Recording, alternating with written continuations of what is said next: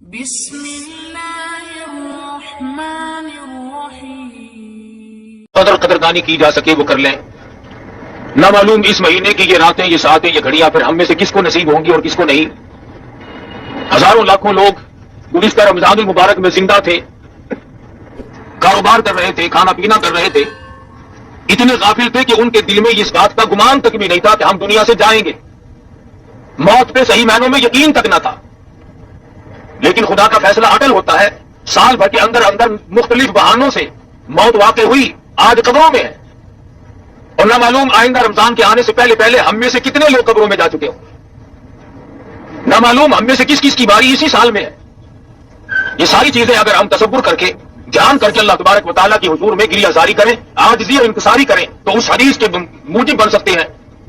ارشاد گرامی امام الانبیاء محبوب کبریا حضرت محمد مصطفیٰ صلی اللہ علیہ وسلم کا فرماتے ہیں کہ اللہ پاک آخری رمضان کی رات میں فرشتوں کو جمع کر کے فرماتے ہیں، اے فرشتوں، ان لوگوں نے روزے بھی رکھے، تراویح بھی پڑھی، قرآن مجید کی تلاوت بھی کی، اب ان کو کیا ملنا چاہیے؟ فرشتے عرض کریں گے الہ العالمین، جب مزدور اپنی مزدوری کا پورا کام کر چکے، وہ اپنی مزدوری کا حق رکھتا ہے، اللہ پاک فرمائیں گے فرشتوں، مجھے اپنی کبریائی کی قسم، مجھے اپنی الوہیت کی قسم، مجھے اپنی عزت کی قسم، مجھے اپنے جلال کی قسم، مجھے اپنی شان کبریائی کی قسم، تم گواہ ہو جاؤ میں نے ان لوگوں کو معاف کر دیا۔ اللہ پاک کی مغفرت عامہ کا دریائے کرم بہتا ہے۔ آج بھی اگر کوئی محروم ہے تو پھر اس نے تو محروم ہی رہنا ہے، اس کے مقدر کھوٹے، اس نے اپنے اعمال کو اتنا کھوٹا کر لیا کہ عام میں دریائے عام بہا، دریائے کرم خدا بند ذوالجلال کا بہا، پھر بھی قطرہ نصیب نہیں ہو سکا تو اور کم ملے گا۔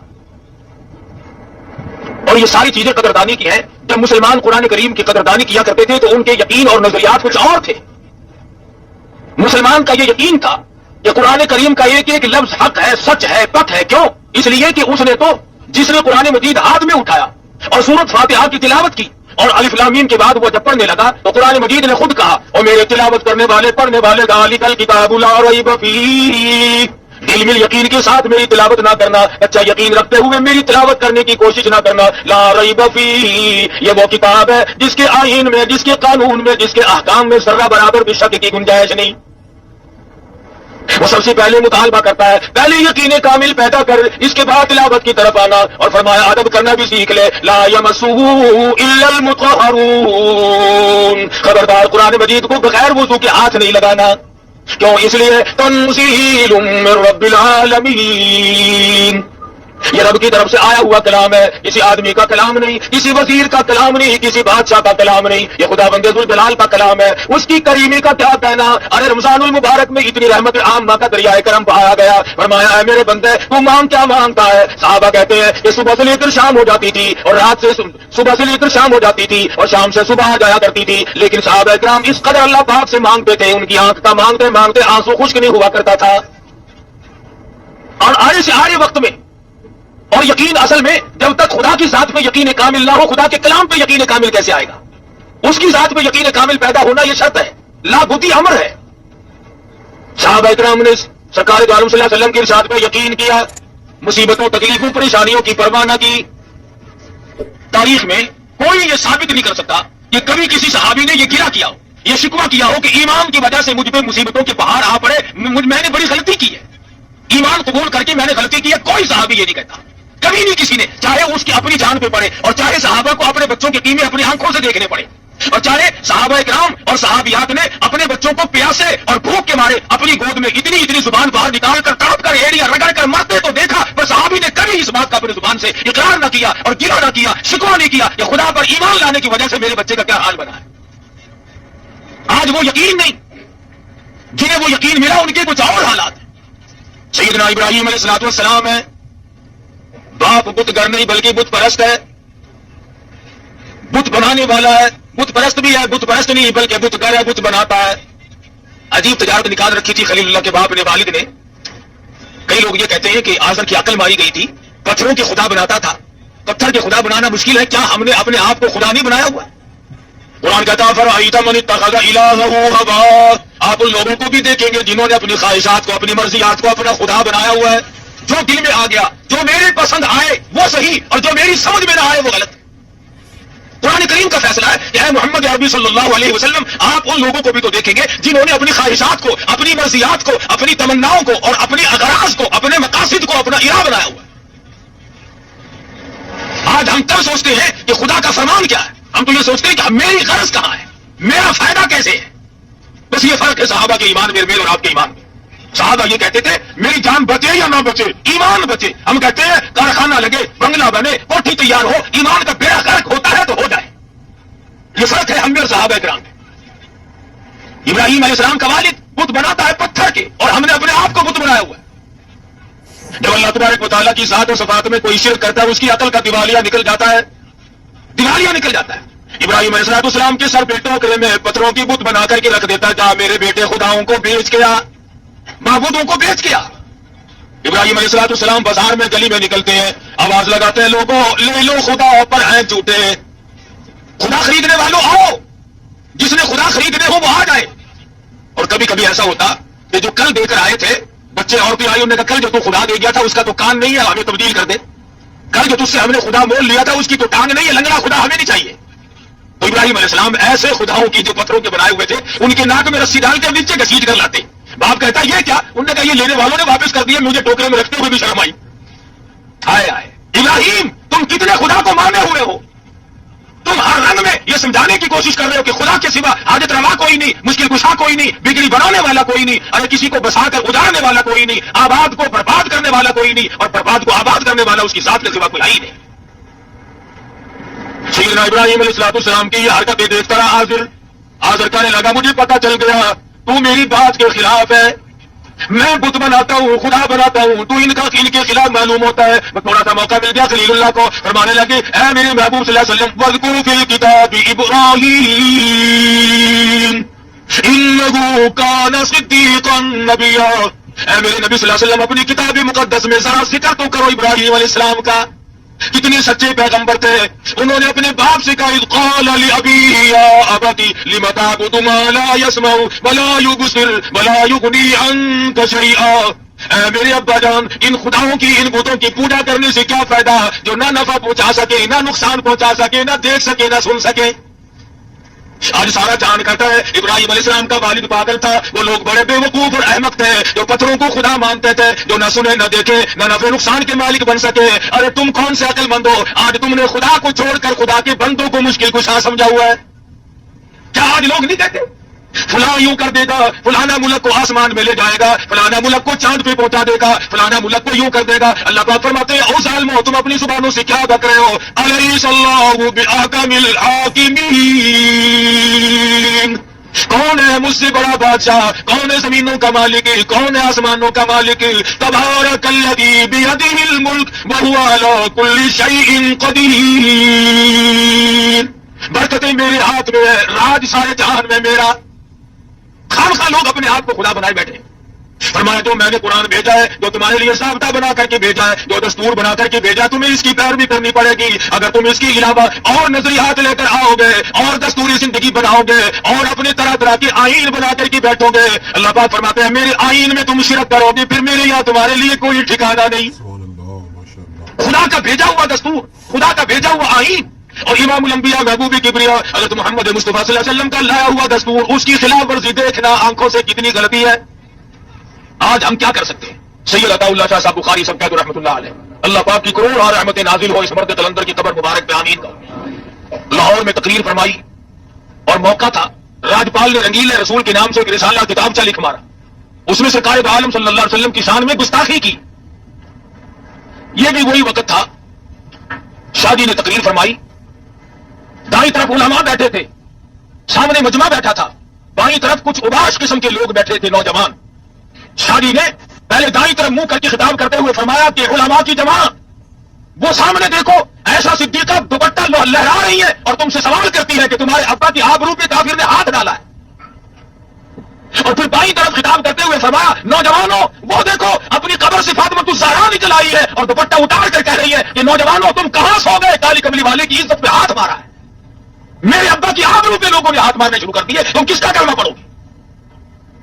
نمازی بھی بیٹھے تھے، حاجی بھی تھے، غازی بھی تھے، نیک پرہیزگار سخی بھی تھے، خیرات کرنے والے بھی تھے، مگر ان نوجوانوں میں ایک نوجوان ہے عالم نہیں، حافظ نہیں، قاری نہیں، حاجی نہیں، بلکہ پختہ اور لمبا چوڑا نمازی بھی نہیں، بس وہیں سے دل میں سوچ بیٹھا میری زندگی کائے کی، لعنت زندگی پہ، میں دنیا میں زندگی گزار رہا ہوں، کالی کملی والے کی ذات پہ حرف آئے، میری زندگی کس کام کی؟ ڈر گیا اور جا کے خاموش لیٹ گیا۔ اما نے پوچھا کیا بات ہے، کسی سے لڑ جھگڑ کر کے تم نہیں آیا، اداس سا کیوں ہے؟ کہنے لگا نہیں لڑائی میں نے کس سے کرنی ہے۔ امی جان کہنے لگی پریشانی کی کیا بات ہے، چند دن تیری شادی کے باقی ہیں، اب تو خوشی خوشی رہا کر۔ آنکھوں میں آنسو لے آیا اور کہنے لگا امی جان شادی ملتوی کر دے، میری شادی کو ملتوی کر دے۔ اس نے کہا کیوں؟ کہنے لگا اب تو شادی کہیں اور ہی جا کے کرنی ہے، اب یہاں شادی نہیں کرنی۔ چھپے چھپے چھڑا بنا رہا ہے، تیاری کر رہا ہے۔ میں اس کو زندہ نہیں چھوڑوں گا جس نے کالی کملی والے کے دامن پہ ہاتھ مارا ہے، جس نے سرکار مدینہ کی آبرو پہ ہاتھ ڈالنے کی کوشش کی، جس نے شہنشاہ کائنات کی عزت پہ ہاتھ صاف کرنے کی کوشش کی۔ اب دونوں دنیا میں نہیں رہیں گے، یا راجپال رہے گا یا علم الدین رہے گا، دونوں نہیں رہیں گے۔ تیاری کر رہا ہے۔ امی کہتی ہے اس طریقے سے پریشان نہ ہو، میں نے تو تیری شادی کی تیاری کی ہوئی ہے، بڑی خوشی کا وقت ہے، ان قریب تیری دلہن کو لے آؤں گی، گھر میں باغ و بہار ہوگی۔ علم الدین کہنے لگا بس امی جان شادی ہو چکی، باغ و بہار تب کسی اور ہی جگہ آئے تو آئے۔ آخرکار ماں بیٹوں میں گفتگو جاری رہی، سوچا کہ میری ماں کہیں رو رو کر نہ مر جائے، بالآخر اصرار کے بعد بتا دیا کہ امی جان شادی کا پروگرام بالکل ملتوی کرتا ہوں، اور اب سرکار مدینہ کے رسول اللہ کے دشمن کو جب تک ختم نہ کر دوں اس وقت تک مجھے چین نہیں آئے گی۔ ماں بھی ماں تھی، دامن پھیلا دیا، جولی پھیلا کر کہنے لگی میرے بچے اور نوجوان، اگر تیرے ایسے عزائی میں ارادے ہیں، میں غریب، میں ان پڑھ عورت اللہ پاک کی حضور میں دعا مانگتی ہوں، مولا میرے بچے کو قبول فرما۔ دعا مانگ رہی ہے، مشورے نہیں کرتا، تدبیریں نہیں بناتا، تجویزیں نہیں کرتا، یہاں دوستوں سے پوچھتا نہیں پھرتا، جس نے کچھ کرنا ہو وہ نہیں پوچھا کرتا۔ میں چھڑا لیا اور انارکلی کے بازار میں پہنچا اور وہاں جا کر کے راجپال کو چھڑا مارا اور اسے ختم کرنے کے بعد خود تھانے میں پیش ہو گیا۔ انگریز کا زمانہ تھا، آخر گرفتار تو ہونا ہی تھا، میاں والی جیل میں ڈال دیا گیا۔ بمبئی سے بڑے بڑے وکیلوں کو بلایا، پاکستان کے بانی محمد علی جناح جو اس وقت وکالت کیا کرتے تھے ان کو بلایا گیا، تو جب ملاقات کی جیل میں تو یوں کہا کہ علم الدین انکار تو کر دے، چھڑا میں لوں گا۔ اس نے کہا کائے سے کہ اس سے انکار کر دے کہ راجپال کو میں نے نہیں مارا۔ کہنے لگا نمازی میں نہیں، حاجی میں نہیں، لمبے چوڑے پرہیزگار متقی میں نہیں، تسبیح میں نے نہیں پھیری، تلاوتیں میں نے نہیں کی، ارے ساری عمر گناہوں میں گزاری، ایک ہی تو نیکی کی ہے، اسی سے انکار کر دوں۔ تمہیں کس نے کہا کہ میرا پروگرام بچنے کا ہے؟ میں بچنے کا ارادہ ہی نہیں رکھتا۔ چنانچہ صاحب کہہ دیا وکیل صاحب نے کہ بچنا محال ہے، بس اس ختم میں یہ انکار نہیں کرے گا، بچے گا نہیں۔ چنانچہ سزائے موت آخر ہوئی۔ مولانا قاضی احسان احمد شجابادی سب کہتے رحمۃ اللہ علیہ فرماتے تھے کہ جس وقت جیل میں ملاقات کرنے گئے تو جیل کے سپرنٹ نے بتلایا کہ رات کو علم الدین کی کوٹڑی سے ایسے نور کی روشنی نکلتی ہے، آسمان تک بلند ہو جاتی ہے۔ تمام لوگوں نے دیکھا، سب لوگ دیکھتے تھے۔ بالآخر وہ گھڑی آ پہنچی، سزائے موت ہو گئی، پھانسی کا وقت قریب آ گیا، پھندے کے قریب پہنچا، عزیز رشتے دار آئے، ملنے جلنے والے لوگ، مسلمان ہمدرد آدمی کہنے لگے علم الدین کوئی تمنا ہو تو بتاؤ، کوئی آرزو ہو تو کہہ لو، کسی قسم کی حسرت ہو تو بیان کرو۔ بندہ پکڑ کر کہنے لگا بس اب ایک ہی تمنا ہے، ایک ہی آرزو ہے، ایک ہی حسرت ہے، اور وہ یہ کہ جو تجلی، جو نور، جس چیز کا دیدار جیل کی کوٹڑی میں بار بار ہوا، علم الدین کی تمنا بس اب ہر وقت وہی دیدار کرتا رہوں۔ علم الدین تو دنیا میں اب نہیں رہے گا، تیرا آخری وقت آ پہنچا۔ بندہ دل سامنے پھانسی کا موجود ہے، چوم کے کہنے لگا لوگوں تمہاری نظروں میں یہ موت کا پھندا ہے، میری نظروں میں محبوب کو ملنے کا دروازہ ہے۔ تم اس کو موت کا پھندا کہتے ہو، میں اسے آقا سے ملنے کا ایک دروازہ کہتا ہوں۔ ادھر موت آئے گی، ادھر میں اپنے آقا سے ملوں گا۔ مجھے بڑی خوشی ہے، میں غم میں جان قدم نہیں دے رہا، بس یقین بیٹھ جو گیا۔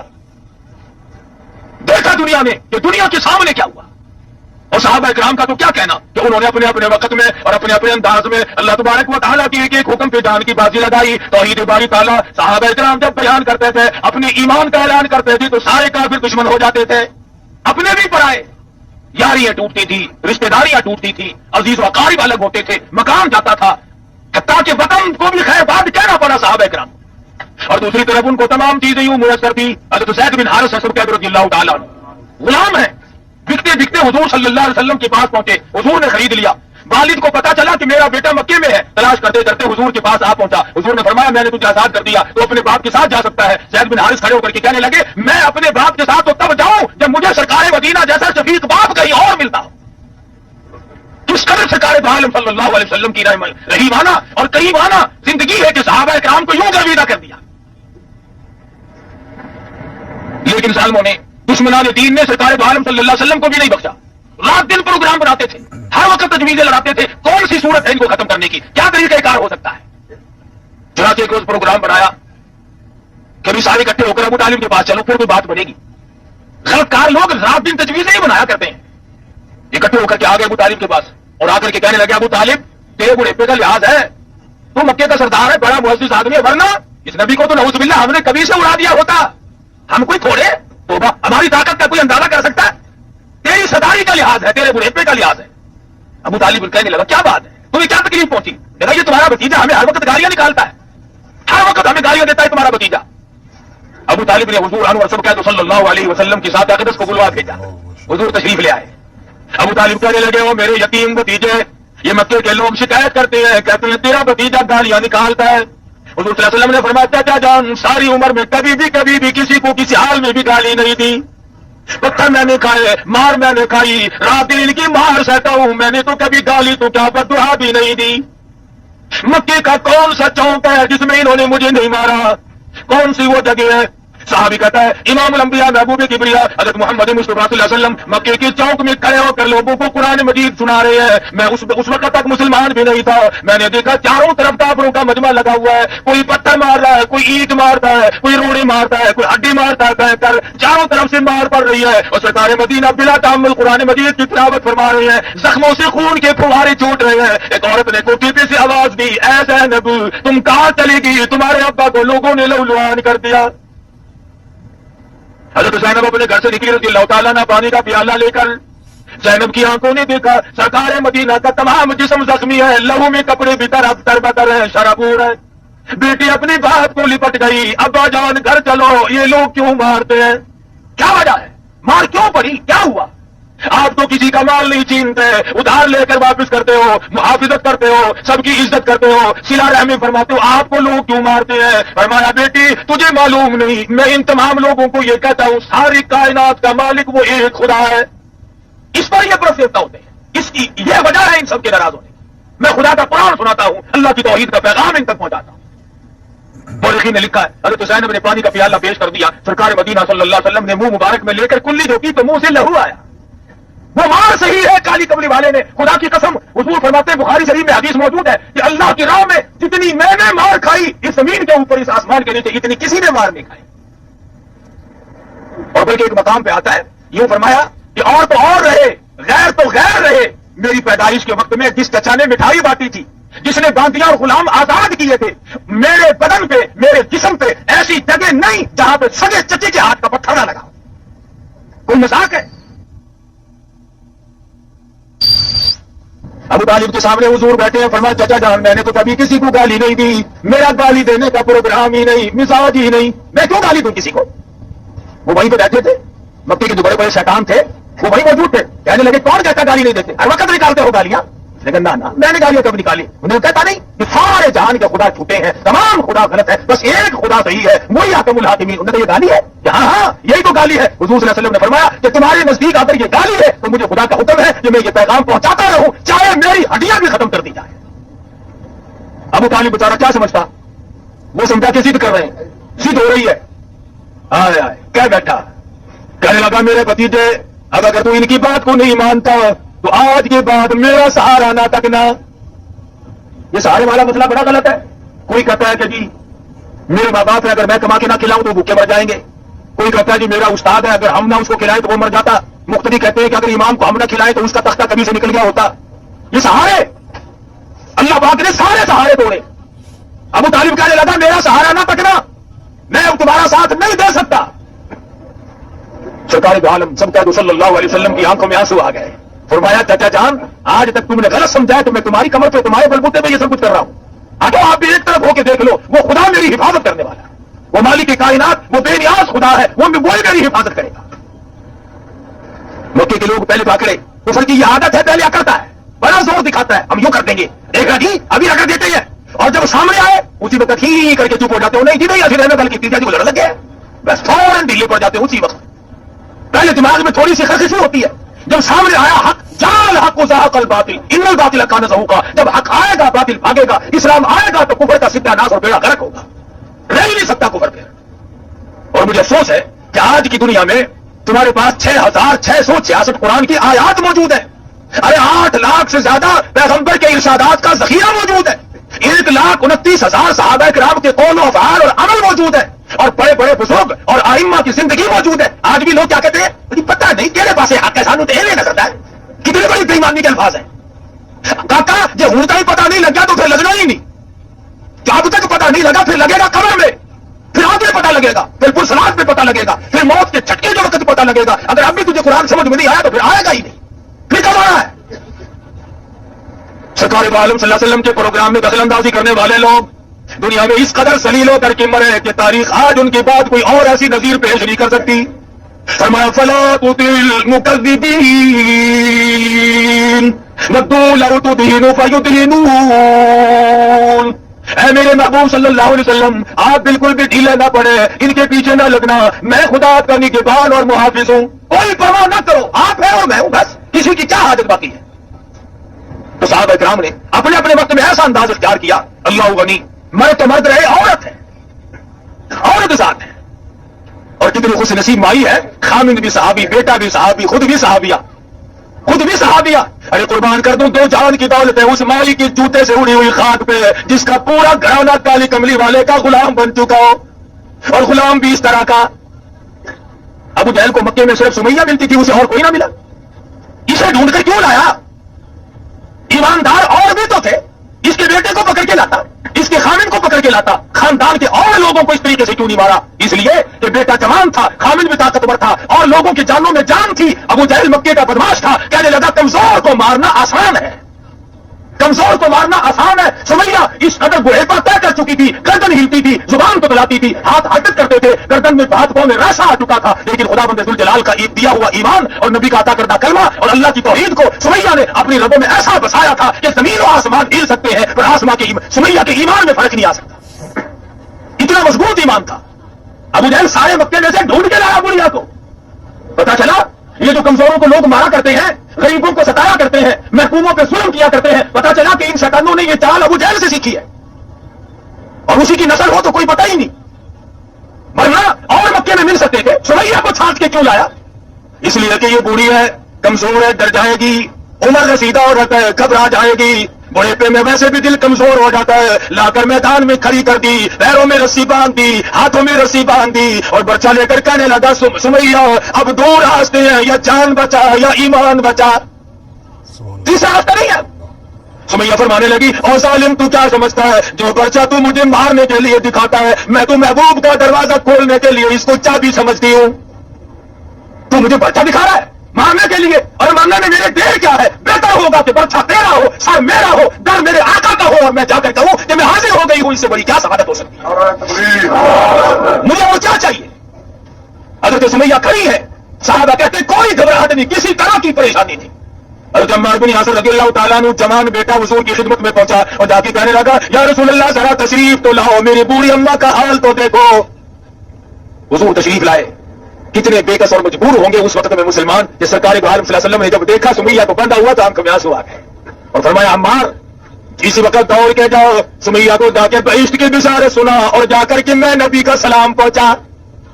کیا خوش نصیب مائی ہے، آخری وقت میں تجھے پیغمبر کا سلام آ رہا ہے، شہنشاہ کائنات کا تجھے سلام ملا. اس لیے نہیں کہ تو بنگلے سے نکل رہی ہے، اس لیے نہیں کہ تو کوٹھی سے نکل رہی ہے، اس لیے نہیں کہ تو وزیر اعظم کی بیوی ہے، اس لیے نہیں کہ تو گورنروں کے خاندان سے ہے، اس لیے نہیں کہ تو دنیا میں بہت زیادہ حسین و جمیل ہے، بلکہ اس لیے کہ آقا کی غلامی کا بندہ تم نے وہ مضبوط ڈالا ہے کہ تم اپنی جان کا قیمت تو بنوا سکتی ہو پر ایمان کے میدان سے پیچھے ہٹنے کے لیے قطعاً تیار نہیں. سمیہ کے بیٹے نے آ کر کے سلام پہنچایا، نبی کا پیغام اور بشارت دی تو مسکرا رہی ہیں، کافی حیران کھڑے ہیں. ہم تو کہتے تھے بڑھیا گھبرائے گی، یہ تھر تھر کانپنے والی، یہ ضعیفہ، یہ کمزور، یہ ناتواں، ہم نے تو سوچا تھا یہ پھر جائے گی تو اور بھی پھریں گے. ارے بوڑھی کا یہ حال ہے تو جوان کیا کریں گے؟ حضرت سمیہ رضی اللہ تعالیٰ عنہ بالکل آرام سے کھڑی ہیں، بار بار چاروں طرف سے کافر ڈراوا دے رہے ہیں، ابھی ابھی تیرے ٹکڑے کر دیے جائیں گے، ابھی ابھی تجھے چیر دیا جائے گا، ابھی ابھی تجھے تیرا قیمہ بنا دیا جائے گا، ابھی تجھے یوں مارا جائے گا. سمیہ کہنے لگی بات ہی کوئی نہیں، میرے یہاں مرنے جینے کا فرق ختم ہو گیا. کیوں؟ اس لیے الفت میں برابر ہے، وفا ہو یا کہ جفا ہو، ہر چیزوں میں لذت ہے گر دل میں مزہ ہو. تم مجھے مرنے سے ڈرا رہے ہو، ارے یہ جو وقت گزر رہا ہے مجھے یہ شاخ معلوم ہوتا ہے، جلدی کرو مجھے میرے محبوب سے ملاؤ. یہ موت میرے لیے دروازہ بنے گا، میں اپنے پروردگار سے ملوں گی، میں اپنے کلمے کی شہادت دوں گی، میں اپنے مضبوط ایمان کا اظہار کروں گی، میری یہاں گھبراہٹ کا نام و نشان نہیں اور مفت کا ڈراوا نہیں تھا۔ چنانچہ ابو جہل آگے بڑھا، ارے بڑھے پہ ترس رہا تھا، کمزور ہے، عورت ہے، مائی ہے، ضعیف ہے، بچہ مارا، ادھر ادھر اونٹ دوڑا کے سمیہ کے ٹکڑے کر دیے گئے۔ مجال ہے جو ایمان میں ذرہ برابر بھی تسلسل آیا ہو یا گھبراہٹ آیا ہو، ارے ایمان ہو تو ایسا ہو، خدا کے قرآن کی عظمت ہو تو ایسی۔ آج ہم اپنے آپ کو مسلمان بھی کہلاتے ہیں اور ذرہ برابر بھی تکلیف کا تحمل کرنے کے لیے ہم لوگ تیار نہیں۔ ہزار واقعات ہے صحابہ کرام کے، ارے جنہوں نے اللہ کو اپنایا، مجدد الفسانی کو بوالیار کے جیل کے قلعے کے اندر خدا کو پکارنا پڑا اور خدا بند عالم کے نام کی سر پہ لگائی۔ ابو حنیفہ کا جنازہ جیل سے نکلا، علامہ ابن تیمیہ مرحوم کا جنازہ دمشق کی جیل کے مینارے سے اعلان ہو کر کے باہر آتا ہے۔ کون ہے جس نے مصیبت نہ سہی؟ اور تمہارے قریب کی بات ہے، یہ ہندوستان کا بادشاہ ظفر انگریزوں نے قید کر لیا، قید کر کے رنگون لے گئے، ہاتھ پاؤں میں بیڑیاں پڑی ہوئی ہیں۔ ایک انگریز افسر نے آ کر کے کہا کہ دوپہر کے وقت تمہاری دعوت ہے۔ شاہ ظفر حیران ہے، کہا میں قیدی اور کہا میری دعوت، کیا بات ہے؟ نہیں، انگریز گورنمنٹ نے تمہاری دعوت کی ہے۔ انگریز بڑا بے ایمان تھا، اس نے جس طرح کی گولی کوئی کھاتا دکھائی دیا ویسی گولی ماری، کسی کو سر کا لقب دے دیا، کسی کو جائیداد اور مربع اور جاگیریں دے دی، کسی کو کچھ دیا، کسی کو کچھ دیا، تاکہ یہ لوگ اسلام اور مسلمانوں سے غداری کرتے ہیں۔ اور شادہ سے مسلمانوں کو بھی آج تک بعض لوگ غداری کرتے چلے آتے ہیں، وہ پھر کہتے ہیں جی ہم سے بڑا مسلمان کوئی نہیں۔ اچھا کیا نشانی ہے جی مسلمانی کی؟ یہ دیکھو نا جی میرا ابا سر تھا، سر انگریز کا دیا ہوا لقب سر کا تھا۔ یہ نہیں کہا کہ میرا باپ نمازی تھا، حاجی تھا، غازی تھا، مجاہد تھا، اللہ اس کے رسول کے احکام پہ مر مٹنے والا تھا۔ نہیں، انگریز کے گھوڑوں کی لید اٹھایا کرتا تھا، انگریز کے گھوڑوں کے خرخرے مارا کرتا تھا۔ یہ جو تمہیں بڑے بڑے آج بھی تنگ کرتے دکھائی دیں اور جنہوں نے ہمارے ملک میں 30 برس ہو گئے طوفان مچا رکھا ہے، یہ سارے انگریز کے گھوڑوں کی لید صاف کرنے والے لوگ ہیں۔ میں تو ویسے شہر سے باہر رہتا ہوں نا، اب جہاز کے لوگ کہتے ہیں ارے کاکا وہ کیا ٹھیک ہے، ریڈیو کے ہر ویلے بانگ لگی رہتی ہے، ریڈیو سے ہوں تو بانگ کھلی ہے۔ 30 سال میں کبھی ریڈیو پہ اذان نہیں ہوئی۔ وہ بدماشی پھیلائی ریڈیو ٹیلی ویژن کے ذریعے، وہ کنجر پنا پھیلایا کہ خدا کی زمین بھی پڑا پکار اٹھی۔ کنجریوں بدماش عورتوں کے گانے ہر وقت، بڑا خوش ہے سبحان اللہ، بغیرت بنا دیا گیا پوری قوم کو۔ اب پکارا خدا نے، اب خدا کو یاد کرتے یا اللہ تو ہی ہے، تو ہی مہربانی کرے گا۔ ہوں تو میں یہ کہہ رہا ہوں کہ مسلمان اپنے انجام سے اس قدر بے خبر کیوں رہتا ہے؟ اسے کیوں یہ عقل نہیں کہ میں مر بھی سکتا ہوں، اونچ نیچ بھی ہو سکتی ہے؟ تو شاہ ظفر کی دعوت کی انگریز گورنمنٹ نے اور پیروں کی بیڑیاں کھول دی اور ہاتھ کی ہتھکڑی نکال دی اور کمرے میں جا کر کے بٹھا دیا، ہاتھ دھلائے اور اس کے بعد برتن آنے شروع ہوئے۔ 1 آیا، 2 آئے، 3 آئے، کے بعد دیگرے 12 برتن آئے جن کے اوپر سرپوش ڈھکے ہوئے تھے۔ اور جب انگریز افسر نے شاہ ظفر کے سامنے آ کر کے وہ برتن اٹھائے اور سرپوش اٹھائے تو شاہ ظفر نے دیکھا کہ پہلے برتن میں سب سے بڑے بیٹے کا سر تھا اور اس کے بعد اس سے چھوٹے کا سر تھا اور پھر تیسرے کا سر تھا۔ شاہ ظفر کے 12 بیٹے تھے، 12 کے 12 بیٹوں کے سر شاہ ظفر کے سامنے برتنوں میں کاٹ کر رکھے ہوئے تھے۔ تاریخ شاہد ہے، تاریخ گواہ ہے، ظفر رویا نہیں کہ ہائے میرے سارے بچے مر گئے، نہیں، تاریخ کہتی ہے شاہ ظفر نے مسکرا دیا اور کہا شاباش میرے بیٹو، خاندان تیموریہ کی نسل کو یوں ہی چاہیے کہ وہ اپنے باپ کی حضور میں اسی طرح سے سرخرو ہو کر کے آئے۔ اس شاہی خاندان کی اولاد کو یوں ہی چاہیے تھا۔ مجھے تمہارا غم تھا کہیں میرے بعد یہ لوگ کافروں کی غلامی نہ قبول کر لے۔ میں اب خوش ہوں کہ تم بھی پہنچ گئے اور خدا کی یاد میں بھی آ رہا ہوں۔